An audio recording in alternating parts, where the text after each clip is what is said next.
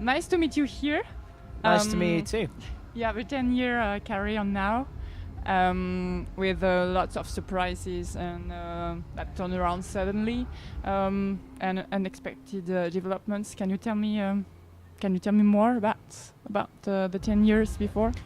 It's been long, and we've had a gradual kind of slope of success, I guess. The last 2.5 years have been really good ever since we released our second album. So it's picked up for us, and it's been good times lately. Good times. Good times. You wrote the soundtrack, and you played in the film Going the Distance, released last year.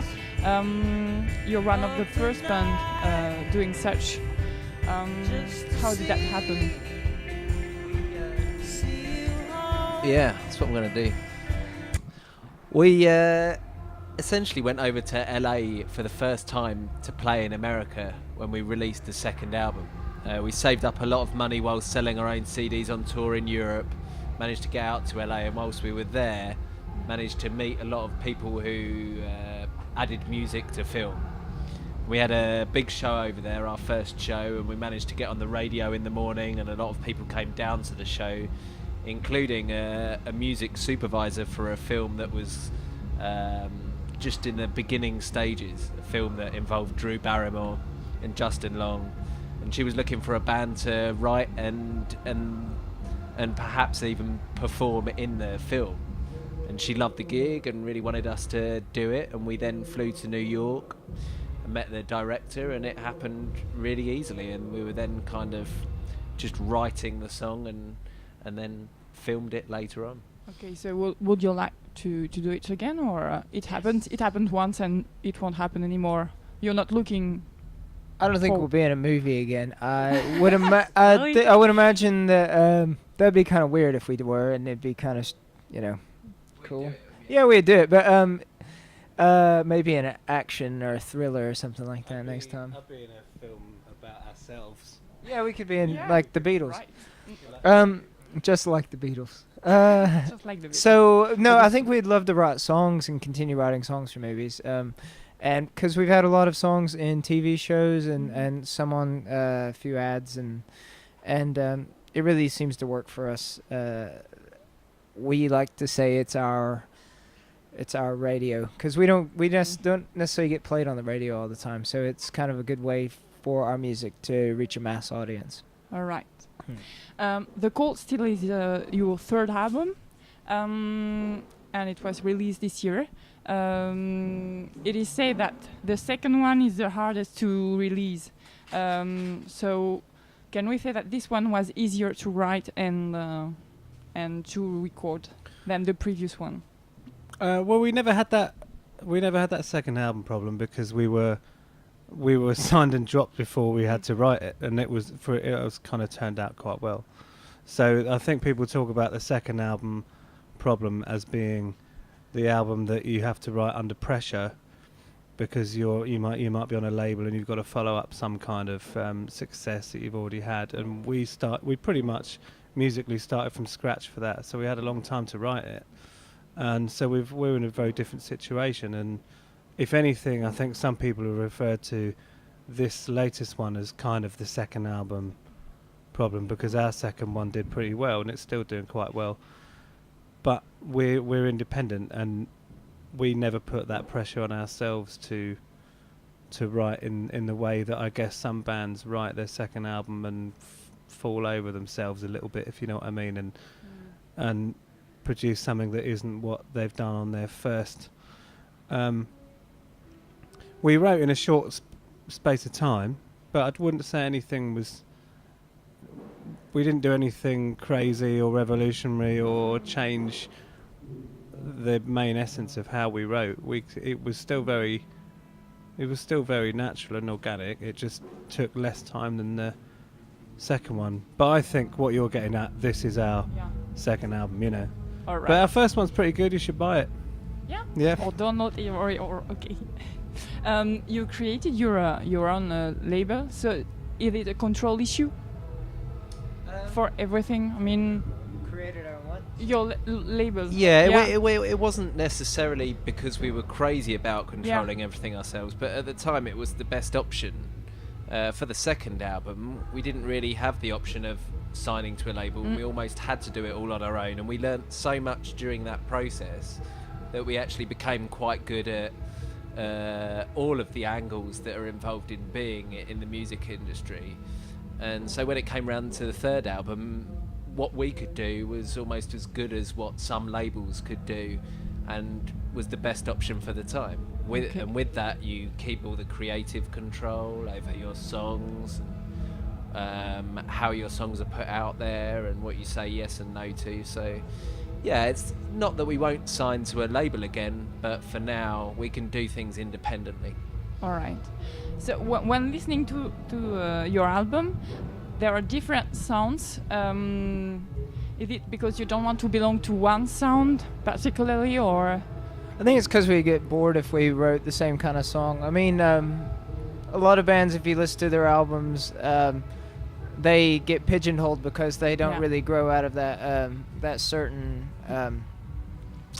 type of music. And I mean, while we have we do make a certain type of music, we like to vary it up and just to keep ourselves entertained more than anything, and keep an album flowing, to have some sort of journey, I guess. All right. So if you could recommend us just a song of yours for us to listen in this album, so that we can hear. Well, it's not possible, but we can hear all of your album. Yeah. Which one? For this latest For this album. latest, yeah. It's hard. I mean, Cause for Alarm is a good kind of all-round song. Okay. Yeah. I mean, my favourite from the album is a song called No Harm, but No Harm. that isn't necessarily like many others. So Cause for Alarm is a good kind of whole. So, okay.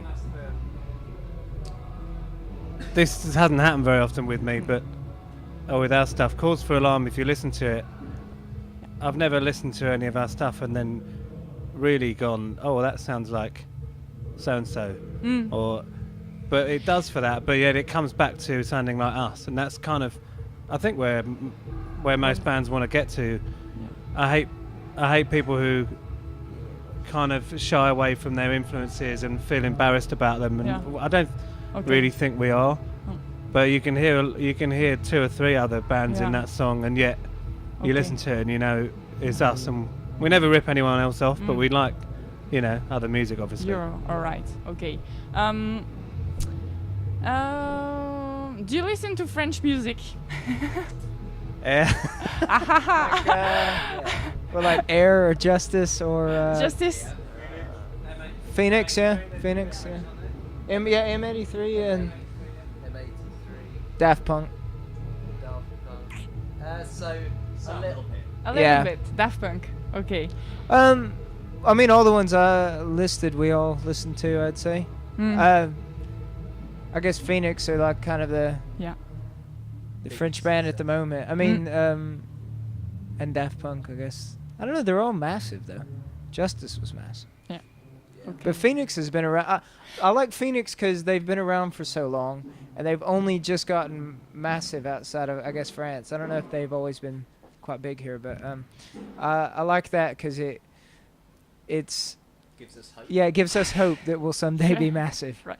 Do you know that French people, they don't really know that Phoenix are French?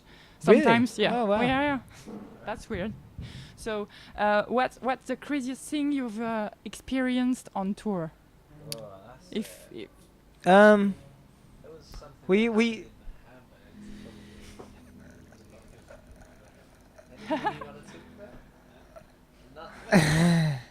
there's I don't know. There's never anything that exciting. I mean, we're all. There's got to be a good anecdote. So. I enjoyed the one. Playing these kind of festivals where it's quite a local town reminds me sometimes of we played this festival in Germany, and it was at a castle, and then I just remember drinking a lot, and then we. This is the craziest thing ever to happen on I'm going to tell you the Drinking. craziest thing. I think the weirdest thing that happened is we were staying in a hotel in Hamburg on the Reeperbahn, which is a really dirty street, like kind of like Amsterdam. I mean, it's cool. It's got a lot of history, but it's sex, Oh, the yeah. whole street. So we were put in a hotel by the promoter, and I think Nathan and our sound guy went out for some fresh air at some point from the bar of the hotel. So you've got a guy over here who's the only person that wasn't there trying to tell the story. I wasn't. I didn't know which story you were thinking of. Hamburg's a pretty nutty place. So we were just having a quiet drink, weren't we, in the hotel bar? We were pretty much the last people there. And then suddenly in walked a kind of youngish guy with a young blonde, and a fairly portly middle-aged guy, and they were having a drink and having a laugh, and then suddenly they kind of looked around, realised that there was only us three and we weren't going anywhere, and started a porn shoot.